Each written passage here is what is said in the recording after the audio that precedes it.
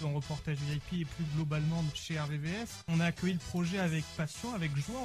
Moi, j'ai toujours laissé ma porte ouverte et j'ai toujours dit que dès qu'il y aurait un projet sport handicap, je le suivrai. Bonjour Jonathan. Oui, bonjour. Parlons-nous-en. Donc j'essaye de monter dans la commune des Mureaux un club de basket handisport. Dans l'équipe que j'essaye de mettre en place, les filles peuvent aussi jouer avec nous, il n'y a aucun problème. Et il peut y avoir un quota de 3 valides. Donc si par exemple il y a des personnes en situation de handicap ou des valides, filles ou garçons, qui veulent venir jouer dans la limite des 3 places disponibles, qui n'hésitent pas à me contacter, il n'y a aucun souci, je serais ravi de les accueillir dans l'équipe. Un numéro de téléphone ? C'est le 06 50 59 90 51.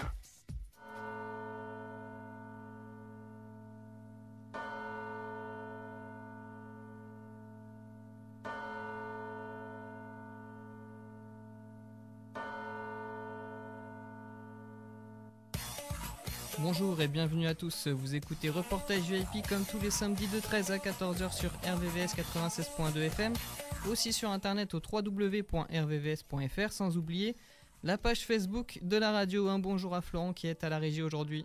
Eh oui, bonjour à tous, c'est Reportage VIP, rencontre l'OFCM. Ça ressemble à un match de foot, mais c'est surtout pour accueillir notre équipe locale. Voilà, tout à fait. Aujourd'hui, donc, une émission consacrée à l'OFCM, l'Olympique Football Club Les Mureaux. Pour en parler en direct, nous avons avec nous la présence du président du club, Jean-François Mendy. Nous avons également le vice-président Frédéric. Et nous avons également le président de la radio, Jeff. Bonjour à tous les trois. Bonjour. Bonjour. Bonjour. Donc, Jeff, je crois que tu voulais dire un petit mot sur oui, le club des Mureaux. Voilà, un petit mot. Je tenais à être là parce que je suis muriotin de longue date. Sportif dans le football surtout et voilà, je voulais quand même tenir à être là pour saluer la présence du président, du vice-président de l'OFCM et puis leur tirer un coup de chapeau pour le travail effectué sur la ville des Mureaux, parce que quand on parle de football, vous savez que c'est un sport populaire, il y a beaucoup de jeunes des quartiers qui sont là, qui sont à ce club.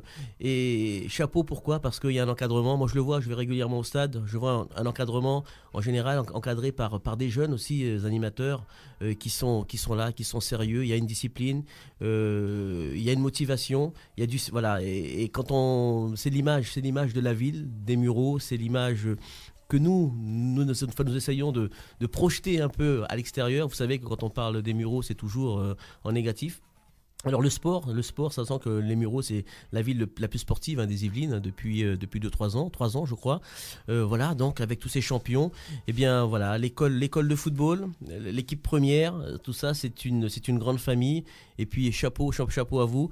Le parcours, d'ailleurs vous en parlerez, de la Coupe de France l'année dernière, voilà, c'était une belle aventure. Tout le monde a adhéré. Et malheureusement, les hautes instances, moi je le dis en tant que président, les hautes instances du football, quand on parle aussi de la ville des Mureaux, on veut disputer notre rencontre sur notre ville, on nous met des petits bâtons dans les roues parce que on a peur de la sécurité, on a peur de la délinquance, etc. Et puis on est obligé d'aller jouer sur un terrain extérieur. Donc voilà, ce sont des petites choses, je vous laisser donc parler de cela. En tout cas, merci à vous d'être là. Et puis chapeau pour le travail que vous faites. Il était temps aussi, c'est vrai que l'équipe de foot des Mureaux existe depuis très très très longtemps, mais l'OFCM, voilà, c'est parti avec de nouvelles bases, avec une nouvelle structure qui maintenant est reconnue. Et puis je pense que, j'en suis même sûr, que vous irez loin. Merci à vous. Merci. Donc pour débuter cette émission thématique, nous évoquerons les montées successives du club qui est passé du niveau excellence en district en division d'honneur en Ligue régionale. En seulement 4 ans, nous parlerons également du beau parcours de Coupe de France de l'année précédente. Nous verrons ensuite les incidences créées par ces 4 montées successives au niveau du recrutement, de la taille des stades notamment, l'amélioration des infrastructures, sans oublier l'avenir et les ambitions futures du club. Puis nous parlerons des raisons qui ont fait la réussite de ces montées successives, l'état d'esprit au sein du club, ainsi qu'une présentation des partenaires et de l'effectif du club. Enfin, nous terminerons par la transmission des valeurs à travers le club, avec notamment la mise en place d'un centre de préformation et l'évocation du partenariat avec le stade Malherbe de Caen. Durant cette émission, vous pourrez également retrouver la rubrique Actualité avec le tournoi 2013 de la jeunesse européenne qui se déroule à Meulan dans le cadre du comité de jumelage de la ville. Voilà pour le sommaire. Et on part tout de suite sur la première partie de l'émission avec la Coupe de France, Laurent. Et oui, on part tout de suite sur la Coupe de France. Pour le grand public, la Coupe de France commence au mois de janvier lors des 32e de finale. Souvent, le sportif devant sa télé. C'est également le plaisir français de l'art de la table. On regarde la Coupe de France en janvier quand il fait froid, mais c'est une compétition qui regroupe plus de 6000 clubs nationaux. Quand et comment se prépare cet événement national pour un club tel que l'OFCM? Est-ce que ça se prépare avant? Sûrement. Oui, ça se prépare même largement avant, puisque logiquement, alors pas nous cette saison, mais les saisons passées, ça commence aussi début juin. Le premier tour est en juin, donc c'est un an pour ceux qui arrivent jusqu'au bout. En général, c'est pas le cas, mais c'est très très long. Et puis après, c'est énormément de déplacements à partir de septembre pour passer chacun des tours. Le 3 est jusqu'au 5e tour. Puis progressivement, ça part de septembre à octobre, donc 2 tours sur 2 mois.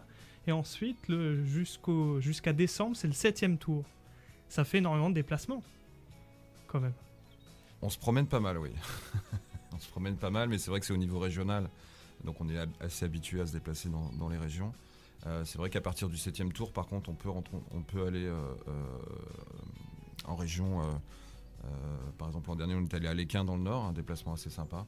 Mais c'est vrai que jusqu'au 6e tour, c'est la région. Après, on va un peu plus loin.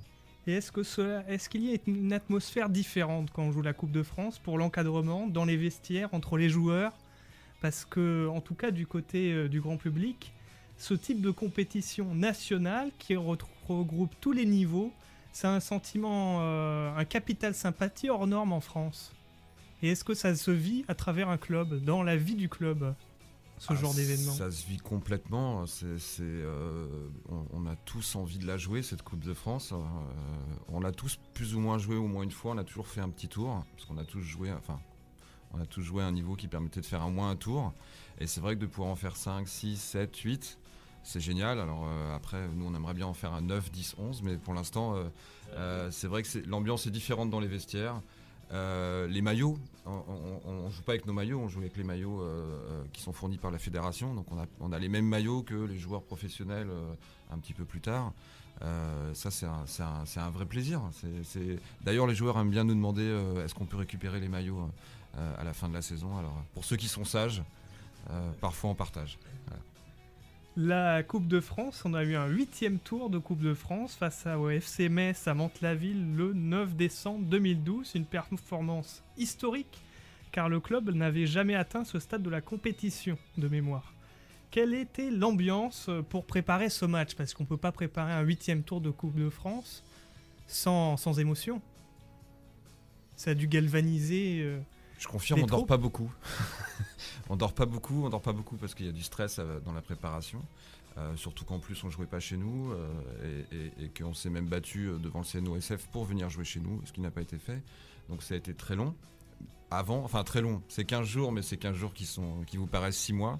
Et puis après, c'est beaucoup de choses parce que plein de gens veulent acheter les tickets, faire en sorte que les bus soient là, tous les supporters viennent au stade pour savoir qui va jouer, quand, etc. Il y a même du monde aux entraînements parfois, donc c'est vrai que c'est un gros stress.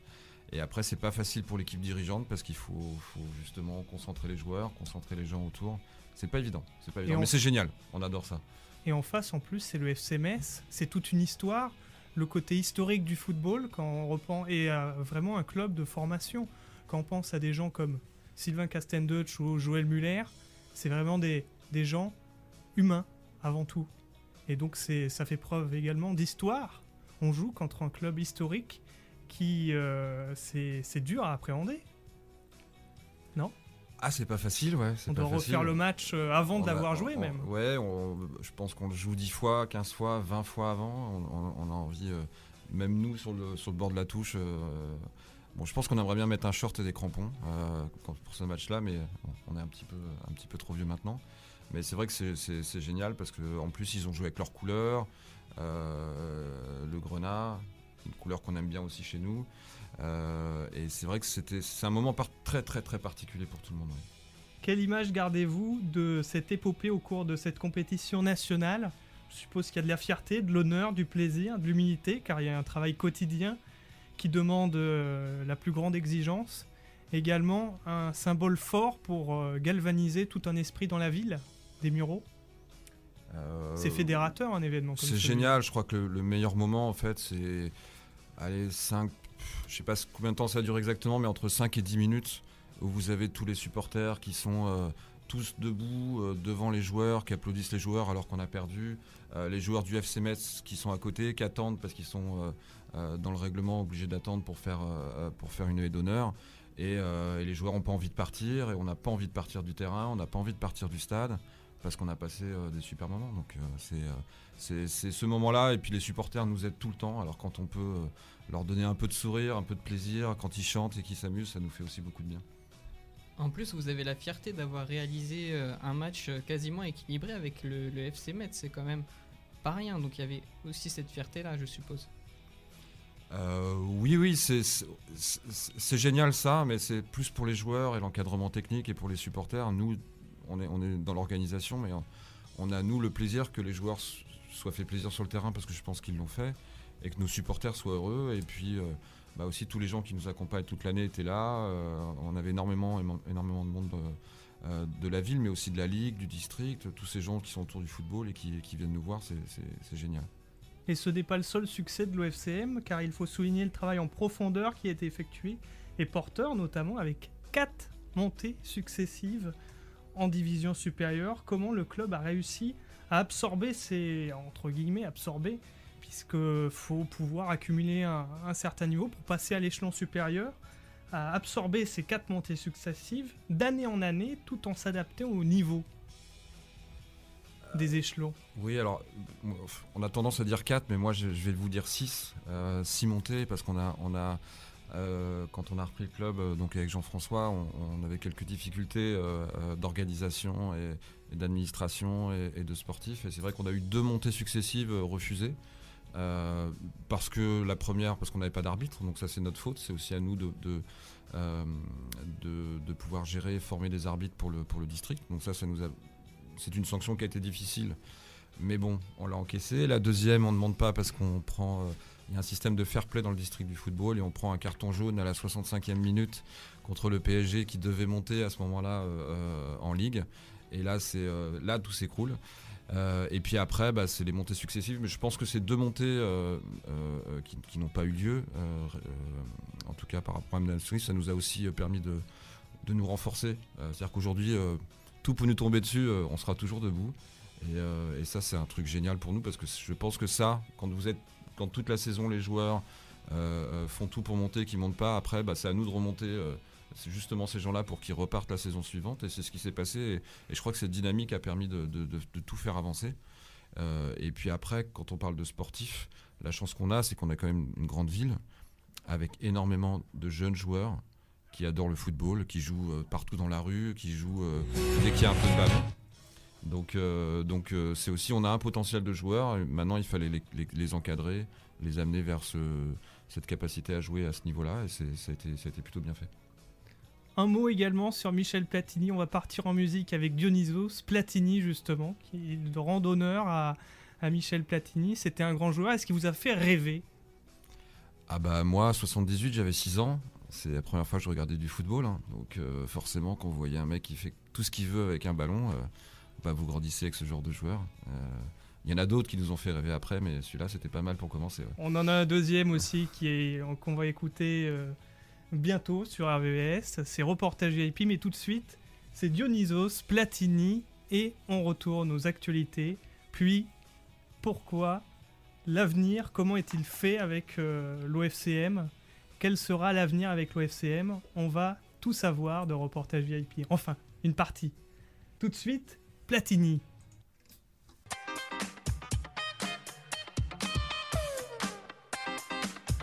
De retour dans les studios de RVVS pour la rubrique Actualité. Et dans l'actualité cette semaine, il y a également du sport et du football, puisque la ville de Melun en Yvelines organise, avec le soutien de l'Office franco-allemand pour la jeunesse et du Conseil général des Yvelines, un tournoi de la jeunesse européenne de football dans le cadre du comité de jumelage de la ville. Donc seront donc invités des jeunes de 13 à 15 ans des villes européennes jumelées à Melan, Arraiolas au Portugal, Kilsit en Écosse et Taufkirchen en Allemagne, en partenariat avec le club de Melan, le CNMS. Ce fameux tournoi se déroulera les 5 et 6 octobre avec un coup d'envoi qui aura lieu aujourd'hui à 13h30 au stade de Melan. Demain auront lieu la petite finale, un match ludique jeune entraîneur et en point d'orgue forcément la finale. La remise des récompenses aura lieu à 18h30 à la salle de la Bergerie de Melan en Yvelines. Dans le cadre de ces rencontres, se sont aussi déroulées hier de 14h30 à 16h30 une rencontre entre les jeunes européens et les jeunes du collège Henri IV de Melan au cours d'une course d'orientation commune. Pendant leur séjour, les jeunes ont également été hébergés dans le domaine du château de Jambeville et des visites à Paris et Melan ont été organisées. N'oubliez pas donc, rendez-vous à 13h30 à Melan pour la petite finale du tournoi de football qui aura lieu demain, donc organisé par le CNMS. Donc retour maintenant sur la thématique du jour avec l'OFCM, incidence et avenir, et on va notamment parler de l'entraîneur de l'équipe, Dominique Gomis. Parlez-nous-en, c'est quand même un peu grâce à lui aussi que les montées successives ont pu avoir lieu et qu'il y ait eu un aussi bon parcours en Coupe de France. Alors pour les montées successives, non, parce qu'il est arrivé, on était déjà en DH. Mais pour la Coupe de France l'an dernier, oui, effectivement, il nous a amené un gros travail. Et puis Dominique, c'est aussi un enfant de la ville, comme on peut l'être. Donc c'est aussi, il connaît tous les joueurs, il connaît du petit U10, U6, U7 jusqu'aux vétérans, il connaît tous les joueurs, il sait comment faire. Et puis il a vécu lui une très belle carrière au niveau national, donc ça nous aide aussi nous beaucoup pour se structurer. Et puis il aime le football quoi, comme nous, donc ça c'est une bonne chose. Donc un entraîneur d'expérience finalement. Beaucoup d'expérience, énormément d'expérience, diplômé, et puis qui aime ce qu'il fait, donc, et qui aime le faire au Muro, donc ça c'est génial. Dans le monde du football aujourd'hui, les entraîneurs viennent plutôt pour profiter un petit peu. Là on est plutôt dans l'inverse, c'est nous qui profitons beaucoup de Dominique, et ça nous fait beaucoup de bien. Donc 4 montées successives d'année en année, cela crée forcément une émulation autour du club, au sein de la ville et même en dehors. Comment arrivez-vous à gérer cette partie pour conserver un niveau d'excellence et de qualité pour stabiliser le club ? Il y a un gros travail de formation des éducateurs, un gros suivi. C'est vrai qu'on est passé aujourd'hui à environ 550 licenciés, ce qui est énorme. 300 sont sur l'école de foot, c'est-à-dire jusqu'à 13 ans. Donc ça c'est très compliqué. Alors on s'appuie aussi sur les organisations comme le district ou la ligue ou la fédération qui nous aident beaucoup. Là on a la chance cette saison d'être labellisé pour l'école de foot, ce qui n'est pas le cas de beaucoup de clubs. Donc c'est un label de la fédération française, donc vous avez énormément de critères sur comment vous gérez les enfants, le nombre d'éducateurs, le nombre d'éducateurs diplômés, etc. Donc ça c'est très important. Alors, c'est une bonne nouvelle parce qu'au mois d'octobre on va recevoir ce label. Donc on va organiser une petite fête au stade avec les enfants, et puis j'espère que vous aurez l'occasion de venir nous voir, poser quelques petites questions, ce sera avec grand plaisir. Et puis on a enfin ce label de l'école de foot, et ça c'est une très très bonne chose. Ensuite, par rapport à ces performances, certains postes ont besoin d'évoluer. La taille du stade, le budget, le nombre de joueurs, la gestion des demandes, l'utilisation extérieure notamment, l'amélioration des infrastructures. Rien que le site web, ça fait preuve aussi, on est obligé de le faire évoluer. Quand on monte successivement, c'est pas un besoin immédiat, mais d'un point de vue sollicitation extérieure. Et pour la création d'un budget, ça va avec. Oui, vous avez l'obligation de communiquer. Donc c'est vrai qu'il y a le site web. On a depuis cette année un compte Twitter, on a un compte Facebook officiel qui nous permet justement de distiller les informations. On a aussi un outil de gestion de SMS qui nous permet aussi d'informer nos socios, puisqu'on a un petit club de socios au travers des SMS. Donc c'est vrai qu'on aime aussi montrer qu'il y a des gens qui travaillent et qu'il y a des résultats, donc ça on aime bien. Est-ce que toutes ces sollicitations après ces montées successives, ces épopées, n'ont-elles pas puisé beaucoup d'énergie au sein du club, ou sentez-vous au contraire que ça permet de créer une vraie cohésion de club ? C'est une vraie famille. Je pense que c'est une vraie famille. Je pense qu'on a la chance de tous avoir envie de réussir quelque chose. Et c'est ce qui nous motive de le faire ensemble. On n'est pas toujours d'accord, mais on s'entend bien. Et on s'amuse bien en fait, même si c'est beaucoup de stress, de bouger autour de plein de choses. C'est quand même un vrai plaisir, quoi. Pour l'avenir du club, justement, quelles sont vos ambitions de fin de saison et à moyen terme? On va dire à 2 à 3 ans. Alors l'ambition, si on parle de l'équipe première, c'est de s'installer au niveau CFA et CFA2. Alors CFA2 d'abord, puis après peut-être CFA, mais de vraiment s'installer, de se positionner à ce niveau-là. Il y a quand même un niveau, le 4e et 5e niveau national, donc c'est important pour nous. Après, on a aussi énormément de choses qu'on veut faire au niveau des jeunes, parce que c'est important. Alors on a un centre de préformation qui existe maintenant depuis presque 8 ans. Qui nous permet justement de recadrer une vingtaine de jeunes par rapport à l'éducation, mais aussi par rapport au football. Donc ça, c'est un point important. Cette année, on a aussi pris une décision de créer une école de gardiens pour les petits. Donc l'idée, c'est de démarrer sur des enfants à partir de même 7-8 ans, et puis d'aller jusqu'au ce qu'on appelle les U17, avec une vraie école de gardiens, avec des entraînements spécifiques pour les gardiens, même pour des enfants de 13-14 ans.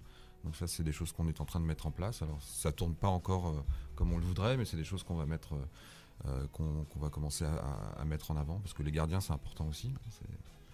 C'est une bonne chose. Et justement, cette effervescence au niveau de l'équipe A avec les montées et aussi l'épopée en Coupe de France crée aussi une émulation au niveau des équipes de jeunes qui... Bah oui, parce que les jeunes, ils ont envie de jouer à un bon niveau. C'est-à-dire que quand ils viennent au stade et qu'ils voient notre équipe première évoluer, bah, ils ont envie d'être sur le terrain. Et ce qui n'était pas le cas il y a quelques années, où on a énormément de joueurs qui partaient à Mantes, à Poissy. Voilà, Dominique est un exemple. C'est un joueur qui était hors norme à cette époque. Pour avoir joué avec lui, on n'était pas sur la même planète football. Et c'est vrai que derrière, il avait une limite en termes de qualité de jeu, de qualité d'entraînement, d'organisation. Donc il est parti à Poissy justement pour ça. Et aujourd'hui, nous, on ne veut plus qu'il y ait d'autres Dominique qui partent à Poissy ou à Mantes. Il faut qu'ils restent au Mureaux, qu'ils continuent leur progression. Et c'est vrai que si vos jeunes jouent un petit peu en district, un petit peu en ligue, les enfants n'ont pas forcément envie de rester.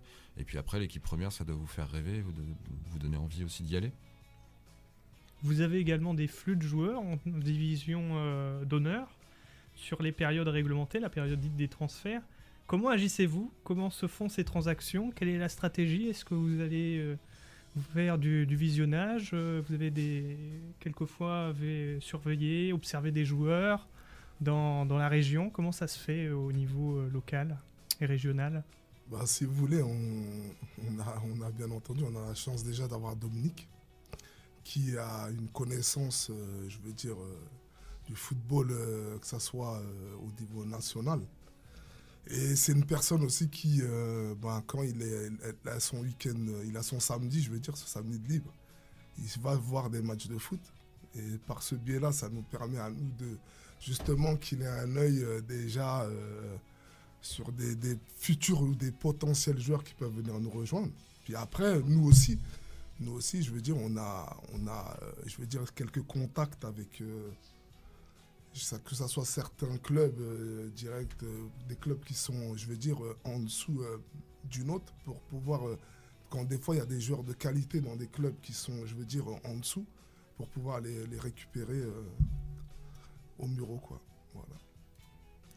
Et l'avenir du club, tel que l'OFCM, ne passe-t-il pas par la formation? L'Île-de-France a quand même un bassin de 15 millions d'habitants. On a un vivier extraordinaire en France. Et en Île-de-France surtout. Sur 64 millions d'habitants. C'est vrai qu'on a un bon vivier. Mais de toute façon, ça passera par les résultats. Aujourd'hui, comme l'a dit Fred tout à l'heure, on a la chance maintenant d'avoir l'équipe première en DH et d'avoir toutes les équipes en niveau ligue. Ce qui permet automatiquement d'attirer tous les joueurs de talent du Vexin, qui aujourd'hui on espère être le club phare des Yvelines dans quelques années, et puis automatiquement les meilleurs joueurs viendront chez nous.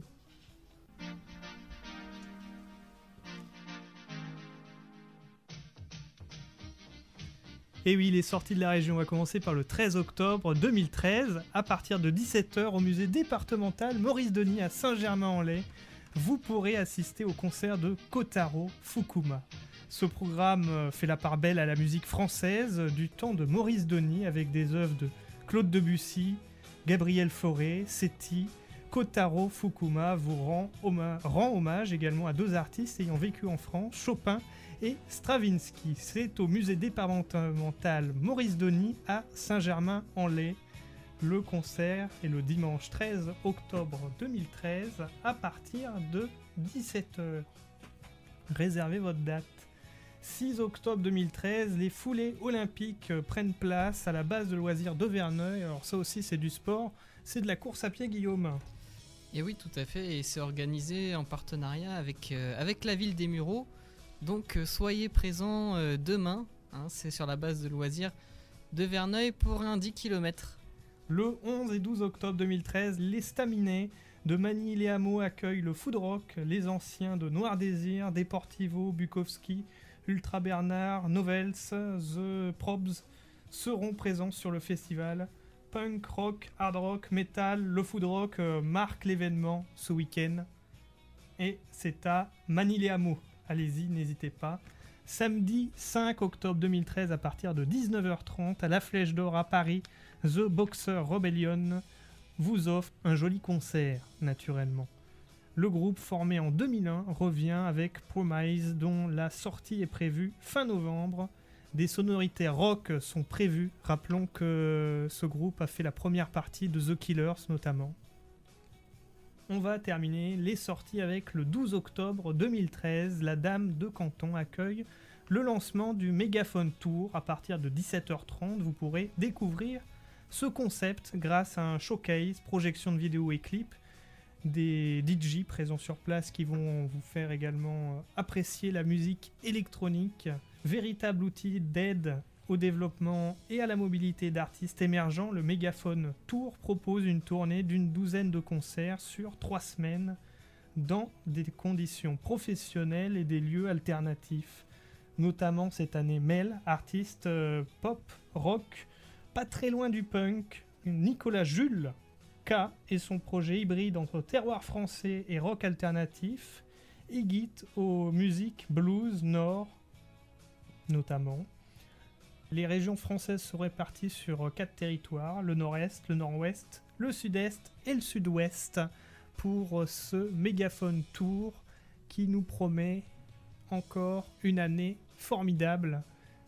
Le Mégaphone Tour l'année dernière s'était achevé à Paris, notamment en partie. Là, le lancement aura lieu à Paris et il va se délocaliser sur les différentes régions. C'est un beau symbole que les régions font aussi quelque chose de formidable. Il y a une vraie motivation dans les régions et ça, Paris n'est pas le centre de la France et c'est donner, déployer les qualités qu'il y a en région. Tout de suite, on va écouter Kali. Il vient aussi de la région de Perpignan, Kali, et il va nous chanter Cantona. Cantona. Est-ce que Cantona, Eric Cantona, vous a fait rêver, justement? Rêver, oui. Rêver, oui, parce qu'il a d'abord allé chez les Anglais, leur expliquer ce que c'est que le football, c'est une bonne nouvelle pour nous.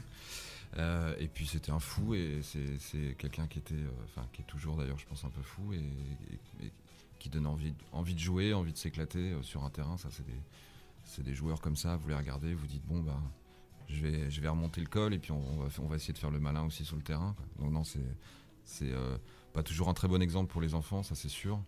Mais un gagnant, un battant, et puis il a marqué des buts d'un autre monde.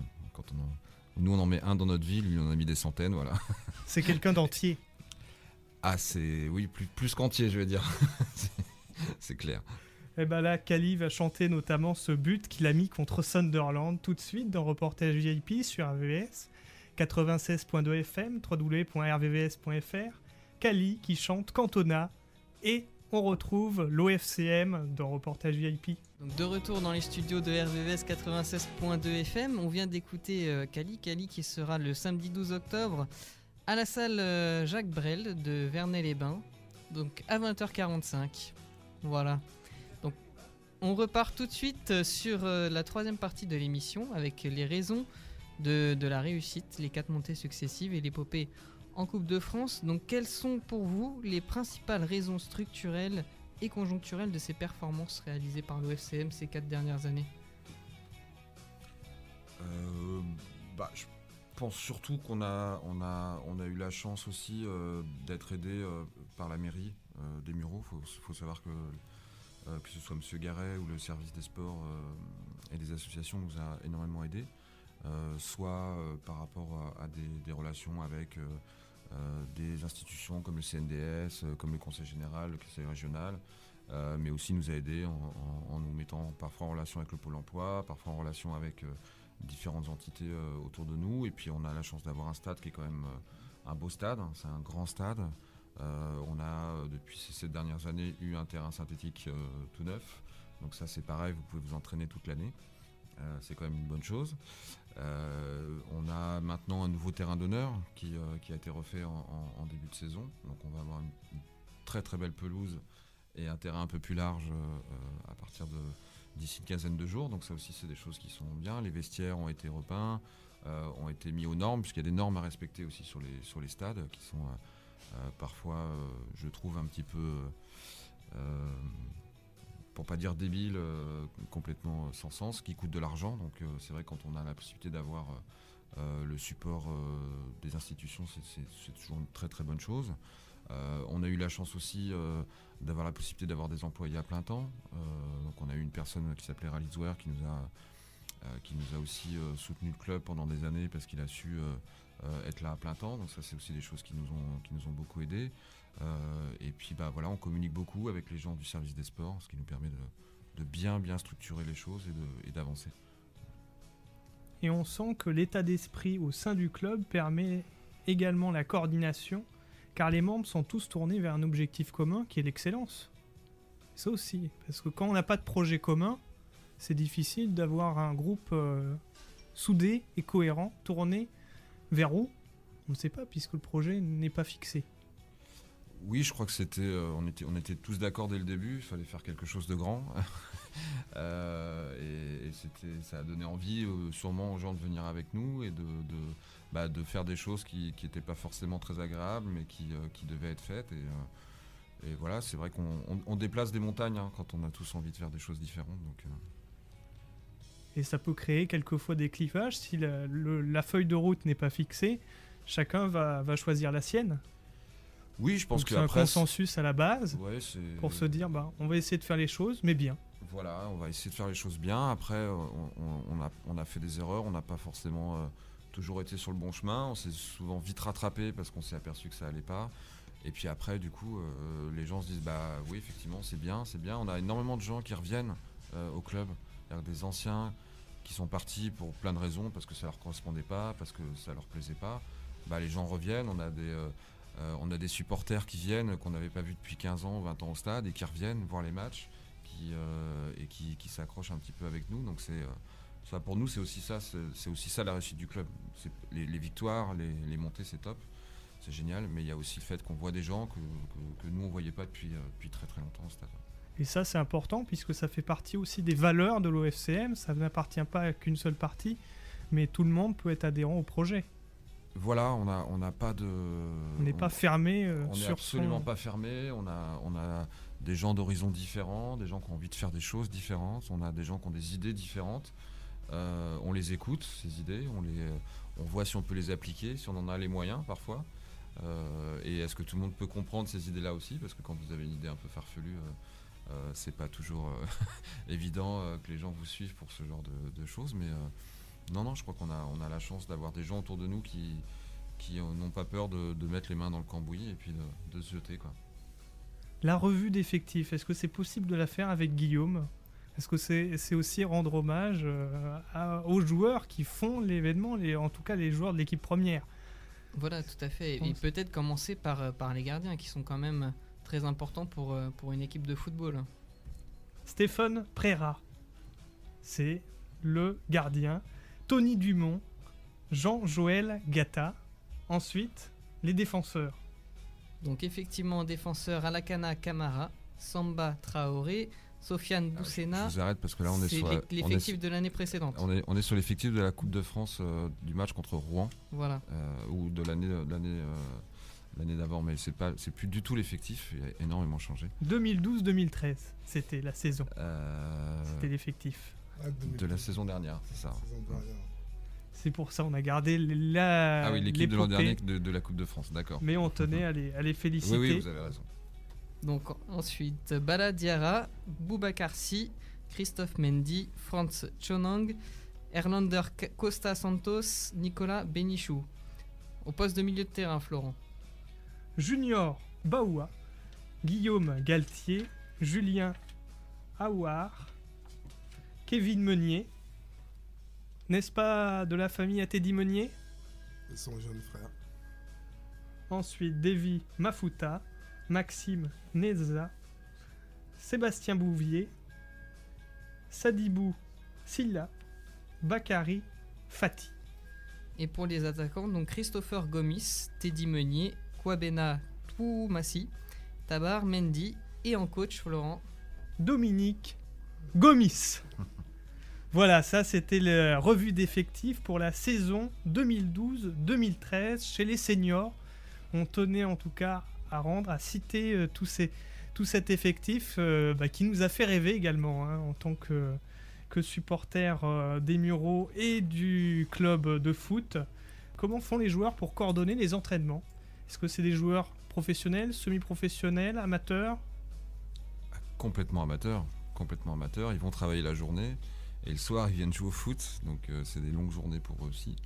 Sachant que c'est 3 entraînements par semaine, donc c'est un investissement important aussi pour eux dans leur vie de tous les jours.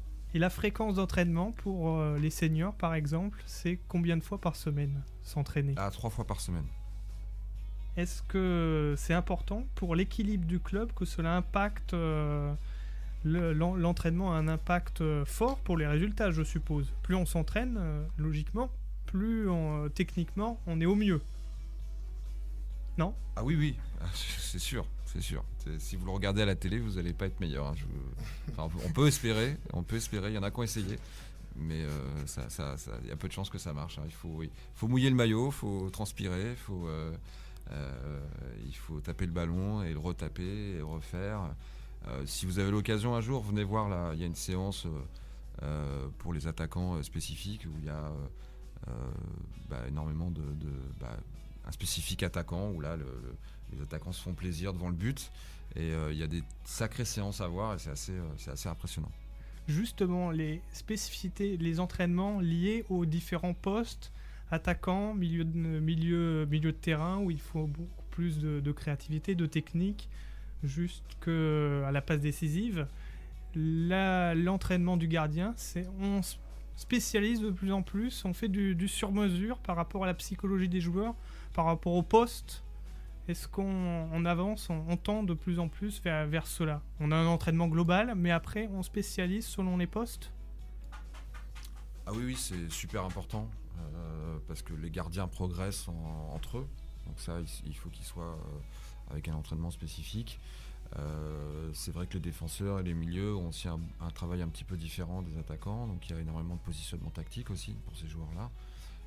Et puis après, les attaquants, il faut qu'ils soient devant le but efficace. Travailler leur déplacement d'une certaine manière. Donc c'est vrai que chaque joueur, en tout cas à chaque poste, doit avoir un travail bien différent.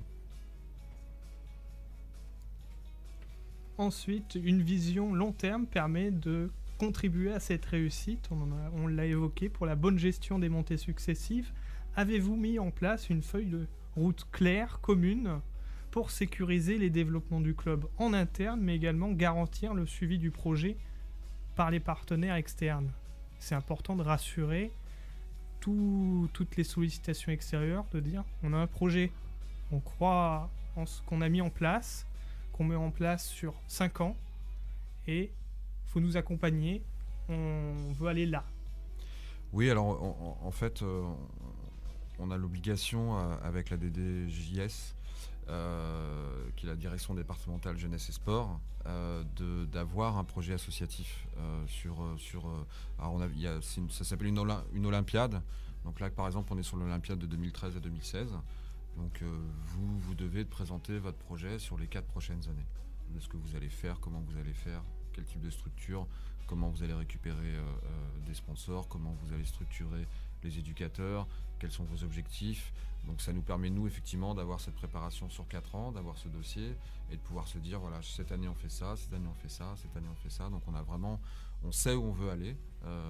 On sait que cette année on voulait ouvrir une section féminine. On a une équipe féminine de 13 ans, des U13. Donc on avait décidé ça il y a 2 ans. Voilà, c'est fait. Alors on voulait le faire plus tôt, etc. Mais parfois c'est pas forcément simple de le faire. Voilà, cette année on démarre avec une équipe de filles, en espérant que ça va s'agrandir. On fait aussi un petit peu de futsal parce que c'est aussi des choses qu'on voit aujourd'hui, puisqu'on a gagné l'an dernier la finale de Coupe des Yvelines de futsal avec nos joueurs des U15. C'est des petites choses qu'on commence à faire comme ça. Alors après, on voit ce qu'on peut faire humainement et financièrement. Mais on a ce projet-là qu'on remet à jour régulièrement. Alors ce qu'on a vu dans 4 ans, c'est peut-être pas forcément ce qui va se passer, mais après on l'adapte en fonction de ce qu'on fait. Un mot sur les partenaires externes fidèles à l'OFCM qui aident en partie au succès actuel. Pouvez-vous les citer, les grands partenaires? On a déjà la mairie des Mureaux, en tout premier lieu. Puis on a Direct Calédonie, Laurent Pommier, Istanbul, Boucherie, Etanco, T2I Service et dernier, on a STEM, la société STEM. Ça aussi, c'est des entreprises majoritairement locales? Non, pas vraiment. Pas vraiment. Comment devient-on soutien de l'OFCM? On vous contacte, un site internet, une adresse email et on prend rendez-vous avec vous pour dire comment on peut vous soutenir, je suppose. Oui, mais sinon, au départ, on démarche directement les entreprises. Après, on leur remet une plaquette. Et sinon, c'est vrai qu'on a été contacté aussi par le biais de notre site internet. Et comme on a la chance aussi maintenant de mettre des affiches des rencontres, des affiches de matchs qu'on affiche dans les commerces, dans différents commerces. Et au défaut, comme je vous dis, on a été contacté par le biais, soit par le biais du site, ou c'est nous-mêmes, je veux dire, les dirigeants du club qui allons démarcher directement les entreprises. Voilà, et ça marche bien comme ça. Et plus l'importance, les valeurs du club sont solides, plus ça fidélise les partenaires. On voit qu'on peut s'engager sur le long terme et pas uniquement faire un one-shot. C'est ça aussi qui est important. Oui, bien sûr. De toute façon, je veux dire, quand le projet, là aujourd'hui, on voit que l'OFCM, je veux dire, grandit même par le biais des résultats et sa structuration. Ce qui permet aux partenaires qui sont déjà avec nous, bien entendu, je veux dire, c'est comme tout. Les gens voient qu'on a un soutien, je veux dire, depuis 3-4 ans de certains partenaires. Après, ils s'intéressent automatiquement aux objectifs, et je veux dire aux objectifs du club, le projet du club. Puis après, ça les intéresse de venir nous rejoindre pour nous donner un coup de main déjà, puisque je veux dire, ça, aujourd'hui, en espérant atteindre un niveau national, de toute façon, on a besoin d'avoir des partenaires financiers pour pouvoir justement ambitionner de passer au niveau national. Voilà. Et ça passe à travers le football, à travers les valeurs éducatives du football, la formation. Un centre de préformation est également la clé de voûte au sein de l'UFCM. C'est une structure où 20 joueurs U13, U12 perfectionnent leur football et bénéficient d'aide aux devoirs durant la semaine. Depuis quand ce centre est en place? Pourquoi l'avez-vous mis en place? Il est en place depuis déjà 8 ans. Je pense que vu le potentiel qu'on a, je veux dire, au niveau des gamins, parce qu'on a quand même, faut le dire, on a quand même des gamins de talent au sein de l'OFCM. Et on a déjà eu des expériences avec des joueurs qui ont eu la chance ou d'essayer de rentrer dans des des centres de formation. Mais des fois, je veux dire, bon, nous, comme on sait qu'au niveau comportement, des fois, les gamins, ils étaient un peu livrés à eux-mêmes. Et à ce niveau-là, on a essayé de mettre un centre de préfaux pour essayer de leur tendre, on va aller vers une amélioration déjà au niveau scolaire, qui est un suivi. Le comportement culturel, je veux dire, du gamin, parce que c'est vrai que, comme je vous dis, on est dans un club, je veux dire, dans une région où les gamins, ils sont un peu livrés à eux, quoi. Et là, il faut aussi pouvoir avoir aussi un peu un rôle éducatif. Même si on sait que c'est avant tout pour le football, mais on a aussi un rôle éducatif. Et là, ce que je veux dire, c'est important de leur apprendre certaines règles de la vie et du comportement. Et du vivre ensemble. Ouais, voilà. À travers cette structure de préformation, on propose aussi des sorties culturelles et ludiques, des interventions extérieures pour une meilleure culture, des rencontres sportives et un partenariat avec le Stade Malherbe de Caen. Oui, on leur propose des sorties. Des fois, ils vont au musée, ils vont faire des musées. Ça peut être, des fois, des petites sorties. On les a envoyés des fois faire des parcs d'attractions, je veux dire. Mais sinon, en général, oui, on essaye de les faire sortir un peu, je veux dire, de leur routine quotidienne, excusez-moi. Et après, notre partenariat avec Stade Malherbe de Caen, oui, on est en partenariat avec eux depuis 7 ans maintenant, 7 ans. Ce partenariat, justement, nous permet aussi, je veux dire, déjà, comme on est maintenant, on a d'être en relation avec le club professionnel, de pouvoir après orienter nos meilleurs joueurs vers le Stade Malherbe de Caen. Puis après, je veux dire, ce partenariat-là aussi nous aide aussi pour le développement de notre club. Puisque, je veux dire, aujourd'hui, c'est pas tout le monde qui est partenaire d'un club pro. Et ça, c'est vrai que à ce niveau-là, on a la chance aujourd'hui de pouvoir s'appuyer sur ce club-là, pour justement nous apporter tout leur vécu et tout leur professionnalisme. Et qui après, nous, on essaie aussi un peu de l'inculquer à nos jeunes et pour pouvoir leur faire déjà goûter les premiers prémices d'un centre de formation, puisqu'on a la chance en même temps avec ce partenariat de les emmener sur Caen pour qu'ils puissent voir un peu le fonctionnement d'un centre, ce qu'on demande aux gamins quand ils l'intègrent, permet justement, comme je vous disais, de les mettre directement devant le je veux dire, j'ai pas de mots là. Et ça permet en tout cas de réduire le clivage foot amateur, foot professionnel. C'est le même football qui se joue et on sent que le football professionnel repense à des vertus un peu plus humaines. C'est ça. Et pas uniquement une sensibilité ultra financière comme on peut le voir décrié parfois. On sent que cette image, ce clivage peut être exagéré. C'est surtout avec Caen où on a eu, parce que ça reste un club très familial, professionnel mais familial. C'est toujours agréable d'aller là-bas. Et c'est vrai que ça nous permet. Ils ont aussi des valeurs où les enfants sont importants. Il faut savoir quand même que chaque saison, c'est 30 enfants qui rentrent dans le centre de formation de Caen. À la fin, c'est 2 ou 3 par an qui signent des contrats professionnels. Donc les autres ne sont pas professionnels. Donc les enfants après jouent sûrement au niveau CFA, peut-être national, mais ne sont pas forcément professionnels. Donc il faut quand même qu'ils aient un minimum scolaire, il faut quand même qu'il y ait un minimum de vie, donc c'est pas toujours facile. Est-ce que l'OFCM a une politique de détection également chez les jeunes ? Est-ce que vous avez des jeunes qui viennent vers vous, par exemple, pour demander une inscription au centre de préformation ? Oui, de plus en plus.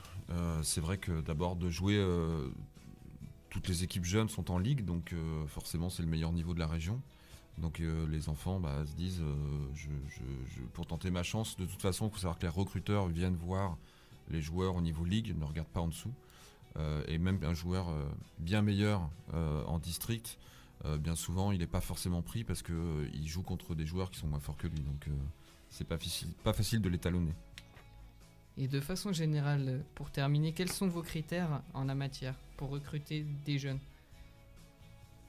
Alors là, c'est purement footballistique. c'est la façon de jouer, la façon de voir le jeu, la façon de se comporter sur un terrain.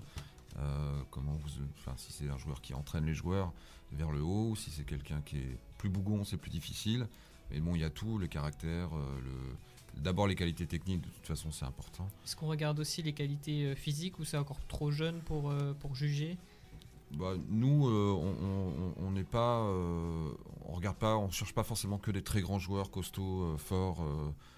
C'est pas notre politique parce que ça peut nous faire gagner des matchs parce qu'ils sont plus grands que les autres, mais c'est pas forcément très très bon au niveau football. Et est-ce qu'on recherche quelqu'un qui sent le football, qui vit football tous les jours, au quotidien, ou pourquoi pas prendre quelqu'un qui est qui a du talent, qui a une aptitude au football naturellement, mais qui ne pense pas que football. Parce que voilà, ça peut rentrer aussi dans le cadre de la préformation. On voit que la culture et l'éducation, la discipline, le respect, c'est des valeurs qu'il ne faut pas galvauder. C'est vrai. Non, c'est vrai que là-dessus, non.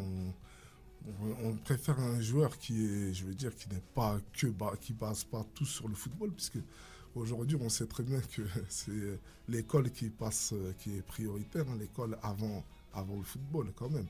Après, de toute façon, je vous dis, si vous prenez un garçon qui a que l'esprit de football, à un moment donné, je veux dire, je veux dire, par rapport à différents choix ou ça peut justement après peut-être le perdre au football, parce que je veux dire, quand il n'a pas un autre je veux dire, souci d'évasion, je veux dire que ça soit par l'école ou par la culture ou par la musique, ou tu peux pas, je veux dire, moi je pense, hein, on perd un équilibre. On perd un équilibre, après c'est pas bon pour le petit. Ça marche aussi pour la radio, quelqu'un qui fait trop de radio, ça peut être dangereux.